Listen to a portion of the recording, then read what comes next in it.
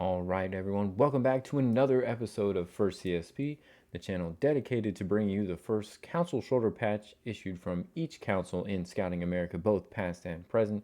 Today, we're going to take a look at General Sullivan 779 out of Pennsylvania.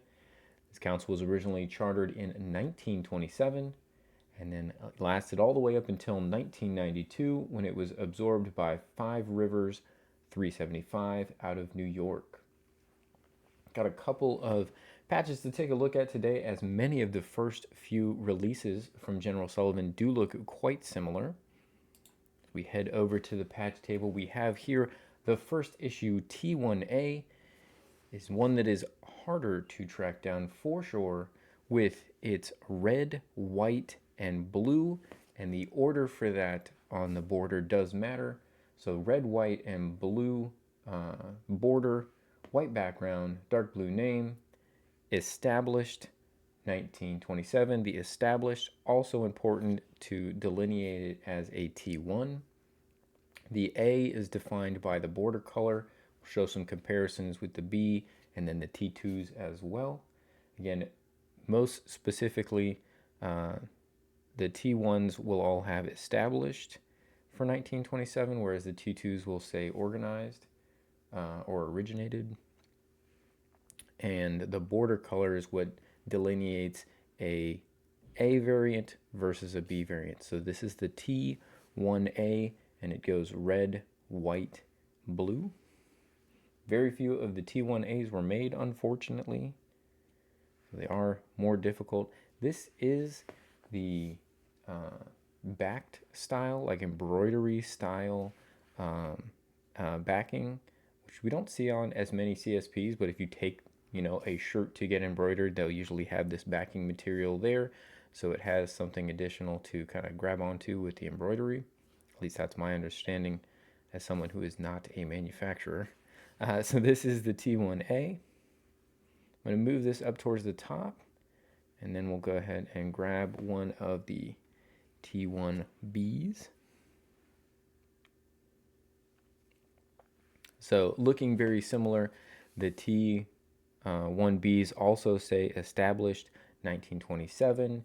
We still have General Sullivan Council, white background, the dark blue name there at the top. But if we look at the border sequencing, we are no longer going red, white, blue. We are going red, blue, white. So the red, blue, white, as opposed to red, white, and blue, is what's going to delineate this one as being a T1B. In the T1 patches as well, the General Sullivan at the center of the patch, we're going to find is looking to the patch right, and that is flipped when we start looking at T2s. T2s starts looking to the left. So both the originated and the direction that General Sullivan is facing would be keys to finding that you have a T2 as opposed to a T1. Now, we've been collecting for quite a while, so we happen to have several copies of, say, the 1B.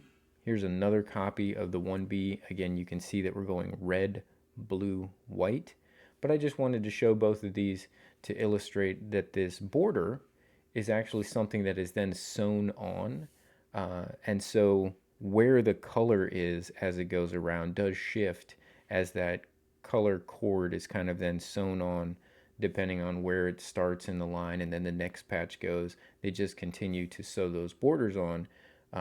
This one happens to be really nice, whereas the finish lines back up with the starting color. You go red to red. Most of the time that is not the case. If you look at this lower one, the red is now ending on the white.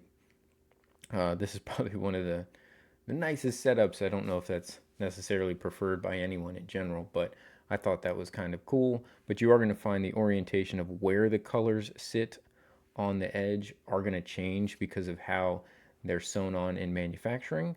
So then you just have to look at what's coming after red as you look at it in a clockwise fashion. This is red, blue, white. Again, red, blue, white. Both of these would be T1Bs. Go back, again, showing the original. The red, white, and blue with the established 1927, that is going to be your T1A. After that, they started producing the T2s. The T2s then moved to originated as opposed to established. Here again, the T2A is following that same border pattern of red, white, blue. So that makes this a T2A. And then if we were to look at a T2B, again, here it says originated, but now we're back to, is that a T2A? And then here we have a T2B with red, blue, and then white. Red, blue, white being a T2B. The backs on these, construction methodology between the T1s, T2s, all fairly similar. So they're all going to kind of look about the same from the back. One thing, again, to denote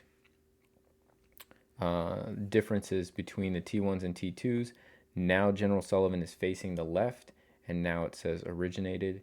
Those would be distinctive of T2s. If you've got red, white, blue, that's your A variant.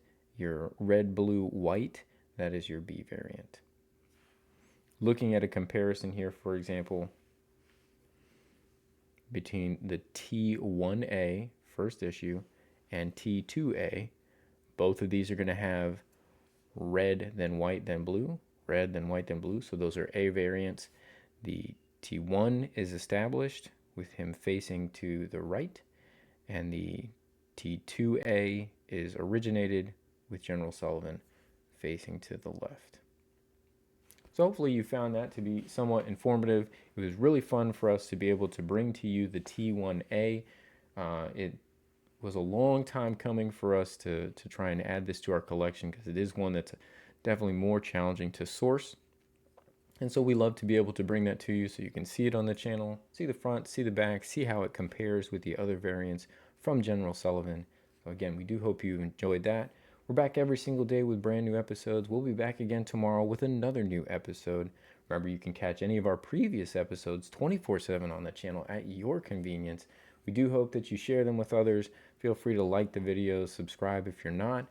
We've been building the channel out this year. We really appreciate everyone, and we're coming into the end of the year with a strong finish, and that won't stop us. We've still got plenty of videos to come. So we hope to see you back here tomorrow for another one. Until then, thank you all for stopping in, and I hope you guys have a great rest of your day.